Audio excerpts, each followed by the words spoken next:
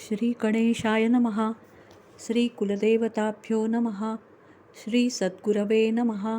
श्रीराम जय राम जय जय राम. अध्यात्मरामायण युद्धकांड नवमहा सर्ग. श्री महादेव म्हणाले, विभीषणाचे भाषण ऐकून राम बोलला, विभीषणा, त्या तामसी राक्षसाचे सर्व कपट मला ठाऊक आहे.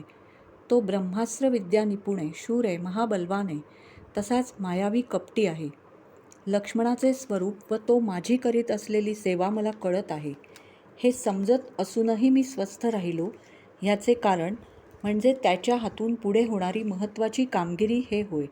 असे बोलून त्या महाज्ञानी रामाने लक्ष्मणाला म्हटले, लक्ष्मणा, मोठे सैन्य घेऊन जा आणि इंद्रजिताचा वध कर. लक्ष्मणा, मारुती वगैरे सर्व सेनापती बरोबर घे. सकल सैन्यासह अस्वलांचा राजा जांबवान तसाच बिभीषणही आपल्या मंत्र्यांसह तूच बरोबर येईल. त्या देशाचा तो माहितगार आहे, तेथील विवरांचीही त्याला माहिती आहे. रामाचे ते भाषण ऐकून तसे करण्याचे लक्ष्मणाने बिभीषणासह मान्य केले. त्या भीमपराक्रमी लक्ष्मणाने दुसरे मोठे धनुष्य हातात घेतले. मग रामाच्या पदकमलाला वंदन करून लक्ष्मण आनंदाने बोलला, आज माझ्या धनुष्यापासून सुटलेले बाण इंद्रजिताचे मस्तक छेदून पातालातील भोगावती नदीच्या उदकात स्नान करण्याकरता जातील. इतके बोलून लक्ष्मणाने रामाला प्रदक्षिणा घालून नमस्कार केला आणि इंद्रजिताला मारण्याची इच्छा धरून तो त्वरित चालीने निघाला. त्याच्या मागून अनेक सहस्र वानर घेऊन मारुती निघाला. बिभीषणही मंत्र्यांसह त्वरित निघाला. तसेच जांबवान वगैरे रीस लक्ष्मणामागून त्वरेने निघाले. अशा रीतीने लक्ष्मण वानरांस निकुंभीला प्रदेशी पोचला. इतक्यात लांबूनच राक्षसांनी भरलेला एक सैन्यसमूह त्याच्या दृष्टीस पडला. त्यावर तो महापराक्रमी लक्ष्मण आपले धनुष्य सज्ज करून तयार झाला. त्याच्याबरोबर अंगदवीर व जांबवान हेही सज्ज झाले. तेव्हा राक्षसाधीप विभीषण लक्ष्मणाला म्हणाला, लक्ष्मणा, हे पहा राक्षस, हे जे मेघांसारखे श्यामवर्ण राक्षस सैन्य दिसत आहे, त्या मोठ्या सैन्याला फोडण्याचा प्रयत्न कर. ह्या सैन्याची वाताहात झाली असता तो राक्षस राजपुत्र इंद्रजित तुझ्या दृष्टीस पडेल. त्याने आरंभिलेले अनुष्ठान कर्म संपले नाही तोवर त्याच्या अंगावर जा. हे वीरा, त्या दुष्टाचा वध कर. हिंसा करणे म्हणजे मोठे धर्मकार्य होय असे त्याला वाटते. त्या सुलक्षणी लक्ष्मणाने बिभीषणाचे भाषण ऐकून त्या राक्षसाधिपतीच्या पुत्रावर बाणांची एकसारखी वृष्टी केली. त्याबरोबर वानर सेनापतींनी पाषाण, पर्वतशिखरे आणि वृक्ष ह्यांचा चारी बाजूंनी दैत्यांवर मारा केला. त्यांनीही वानर सेनापतींवर आणि त्यांच्या सेनेवर कुऱ्हाडी, तीक्ष्ण बाण, तलवारी, काठ्या आणि तोमर ह्यांचा वर्षाव केला. त्या शस्त्रांचा मोठा खणखणाट होत होता. ते वानरांचे आणि राक्षसांचे युद्ध मोठे भयंकर झाले. आपले सर्व सैन्य रणांगणावर शत्रूकडून मार खात असल्याचे पाहून निकुंभीला आणि होम टाकून देऊन इंद्रजित बाहेर पडला. मोठ्या क्रोधाने रथात बसून व धनुष्य हाती घेऊन तो आला आणि रणभूमीवर लक्ष्मणाला युद्धाला बोलावून म्हणाला, लक्ष्मणा, मी इंद्रजित आहे. तुझी माझ्या हातून जिवंत सुटका होणार नाही. इतक्यात तेथे चुलत्याला बिभीषणाला पाहून इंद्रजित त्याला निष्ठुरतेने बोलला. तो म्हणाला, तू माझ्या पित्याचा साक्षात बंधू असून ह्याच लंकेत जन्माला आलास व वाढलास आणि आता आपल्या स्वजनांना सोडून तू शत्रूची सेवा करू लागला आहेस. मी तुला पुत्रासारखा असून तू माझा द्वेष करीत आहेस. तू महान पापी दुर्मती आहेस.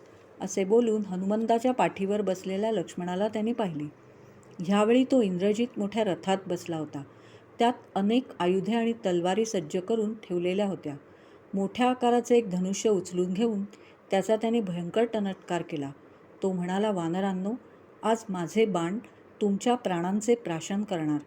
इकडे शत्रूला हाय हाय करविणाऱ्या लक्ष्मणानेही धनुष्यावर बाण जोडला आणि तो राक्षस श्रेष्ठावर सोडला. ह्यावेळी तो क्रुद्ध होऊन फुत्कार टाकणाऱ्या सर्पाप्रमाणे दिसत होता. इंद्रजिताचे डोळे क्रोधाने लाल झाले. त्याने लक्ष्मणाकडे पाहिले.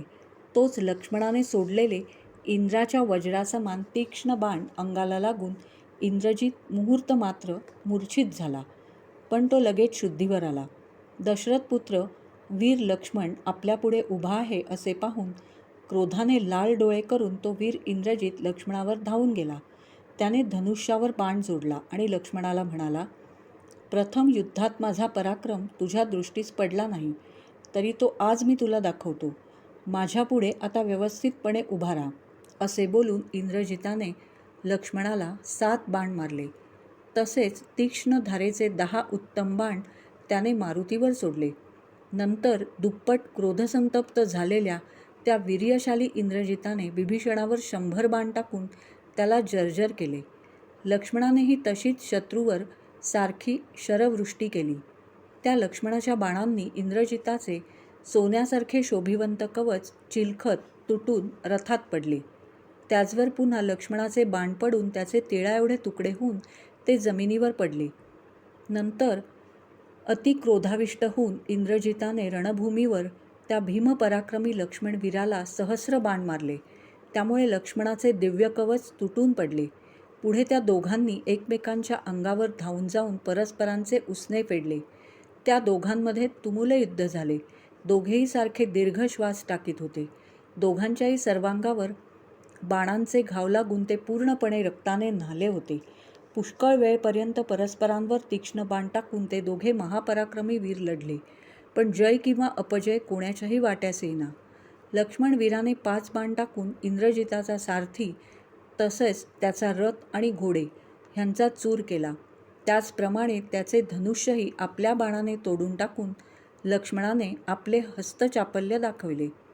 त्यावर इंद्रजिताने लागलीच दुसरे उत्तम धनुष्य सज्ज केले. लक्ष्मणाने त्या धनुष्याचाही 3 बाण टाकून छेद केला. धनुष्य तुटून पडले असताही त्याने त्या आयुधहीन झालेल्या इंद्रजितावर अनेक बाण सोडले. त्यावर त्या भीमविक्रमी इंद्रजिताने दुसरे धनुष्य घेतले आणि आपल्या सूर्यासारख्या दिव्य बाणांनी लक्ष्मणाला विंधिले. त्याने 4 दिशांना बाणांचा पूर करून वानरांची धुळढाण केली. तेव्हा लक्ष्मणाने ऐंद्रशराची धनुष्यावर योजना केली आणि तो इंद्रजितावर रोखून धनुष्य दृढ धरिले आणि रामाच्या चरणकमलाचे स्मरण करून आकर्ण दोरी ओढली. तो म्हणाला, ह्या भूमीवर दाशरथी राम जर धर्मात्मा, सत्यप्रतिज्ञ आणि त्रैलोक्यात अद्वितीय वीर असेल तर हे बाणा तू ह्या इंद्रजिताचा वध कर. असे बोलून तो सरळ जाणारा बाण आकर्ण ओढून रणांगणावर त्या वीर लक्ष्मणाने इंद्रजिताच्या अंगावर सोडला. त्या बाणाने कानातील चमकणारी कुंडले आणि शिरस्त्राण यांसहित इंद्रजिताचे सुंदर मस्तक धडापासून वेगळे केले आणि जमिनीवर पाडले. त्यावेळी देवांना परमानंद होऊन ते रघुत्तमा रामाची कीर्ती गाऊ लागले. त्याची वारंवार स्तुती करून त्यांनी स्वर्गातून त्याचवर पुष्पवृष्टी केली. भगवान इंद्र, सकल देव आणि महर्षी यांना हर्ष झाला आणि आकाशात देवांचे दुंदुभी वाजू लागून त्यांचा नाद ऐकू येऊ लागला. आकाश स्वच्छ झाले आणि पृथ्वी इंद्रजित मेल्याचे पाहून स्थिर झाली. सर्वांकडून लक्ष्मणाचा जय जयकार झाला. लक्ष्मणाला आता श्रम दूर झाल्यासारखे वाटून त्याने रणभूमीवर शंख वाजवला.